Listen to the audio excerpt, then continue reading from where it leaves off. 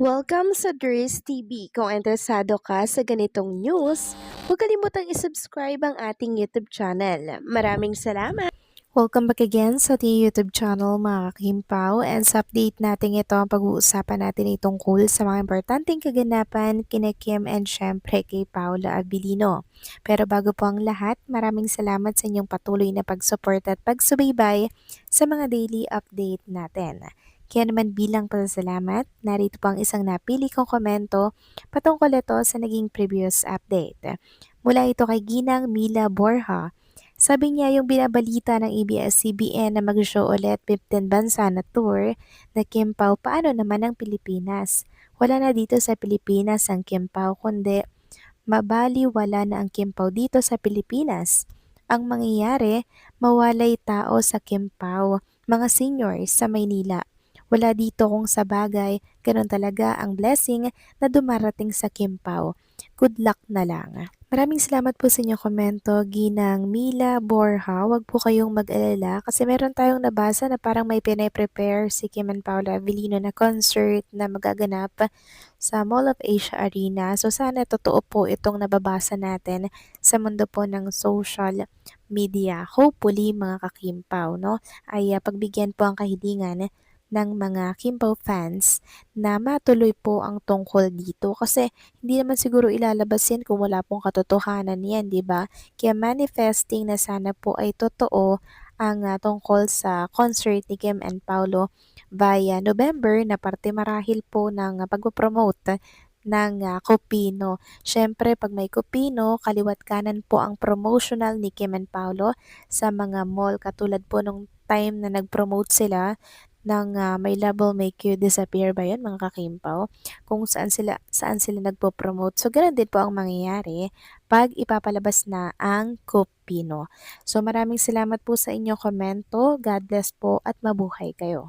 So, ito na nga pag-usapan na natin ang mga balita po na nakalap natin sa araw na to ng Webes. At unahin na nga nating pag-usapan ng tungkol dito sa picture na mga nasa screen po ninyo ngayon. Actually, video to mga kakimpaw na kung saan makikita nga dito ang lubos na pasasalamat ni Chinita Princess sa mga tumangkilik at sumuporta po sa kanilang show dito po sa US and sa Canada. Ganon din po syempre si Paolo Avellino. So nakailang pasalamat na ba si Kim and Paolo Avellino sa mainit ninyong pagtanggap, 'di ba? Sobrang dami na kasi maging sila overwhelmed sa dami po ng sumuporta sa kanilang show. Hindi nga po lubos akalain ni Kim and Paulo na ganyan kayo karami. Nasa eroplano pa nga lang daw po si Chinita Princess, iniisip niya kung meron bang manonood sa kanilang mga show. And hindi lang meron kundi punong-puno po talaga ang apat na venue na pinag-showhan po ni Kim and ni Paulo. Sabi nga po ni Mama Fet, me Toronto push Kim Pao magic and my Kim Pao madness to the hit. Both were awesome on stage and more so off stage on top of being guapa-guapo.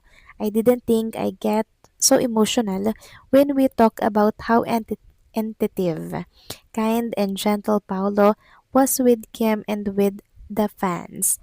So mabait pa talaga si Kim and Paolo Avellino sa mga fans, kaya nga po patuloy silang sinusuportahan at minamahal ng mga tao. Yan po ang isa sa mga sekreto kung bakit namamayagpag ang kanilang career sa showbiz industry.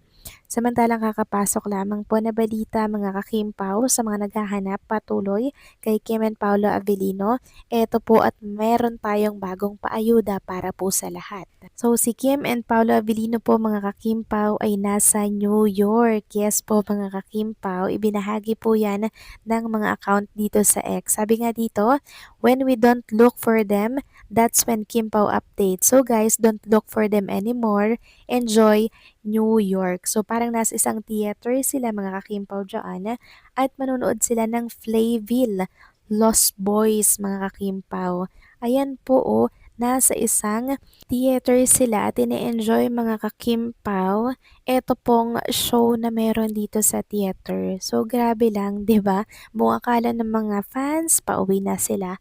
Pero hindi pa po pala. Andito po sila sa New York at possible na kabanding or makakabanding nila dito si Aki mga kakimpaw. si Aki na nakabase po dito sa New York. At yung picture na yan mga kakimpaw ay binahagi po ni Paolo Avellino sa kanyang social media account update kung saan sila naroon ni Chinita Princess. Ayan po loud and clear na wala pa sila dito sa Pilipinas mga kakimpaw, and hopefully nga po ay maging masaya na po tayo kasi andun pa pala sa vacation. Yan talaga yung gusto nating mangyari, 'di ba?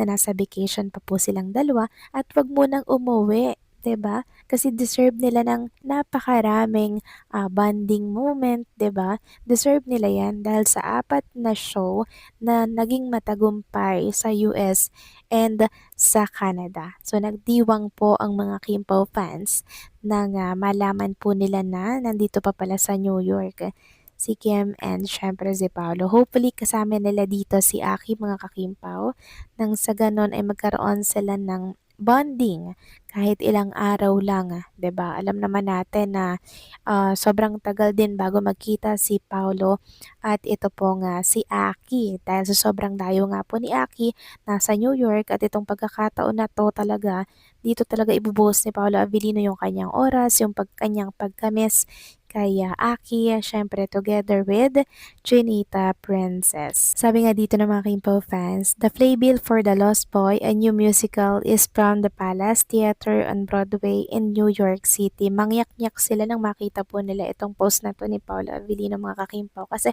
hindi po sila makapaniwala na finally mga kakimpo nagparamdam na din si Kim and Paolo kung nakauwi na ba sila sa Pilipinas or hindi pa. Kasi marami talagang nag-aabang dito po sa airport kung darating daw ba si Kim and Paolo, wala po silang nakita. So mihini nga, hindi pa pala pauwi mga kakimpaw. Yung ibang team lang yung umuwi like Carmel, 'di ba nasa Pilipinas na po sila. And si Kim and Paolo, iba po pala yung ruta nila. Kung baga parang hinatid lang po itong team nila sa airport pero iba yung ruta po nila mga kipaw. Ibang flight pala yung pupuntahan nila. So enjoy lang dyan, Kim and Paolo Avellino, dito lang kami at masaya kaming malaman na quality time pa rin ang ginagawa ninyo sa isa't isa. So possible na kasama po si Ate Hides or baka si Kim and Paolo Avellino lang mga kakimpaw. Para nga naman masulit nila at masolo po nila ang isa't isa. O, 'di ba? Ganyan pong mag-ninja sina Kim and si Paolo Avellino. Wala pong nakakaalam, tahimik lang po kasi silang gumalaw. Kaya naman ang mga tao ay naghuhulaan kung saan ba si Kim ngayon, kung saan ba si Paolo ngayon. So, ayan. Thank you, Paolo, dahil nagbigay ka ng hint, nagbigay ka ng clue kung nasaan kayo ngayon ni Chinita Princess. Enjoy and ingat kayo dyan. So, paano mga kakimpaw, hanggang dito na lamang pong update natin at maraming salamat po sa patuloy na pagsuporta.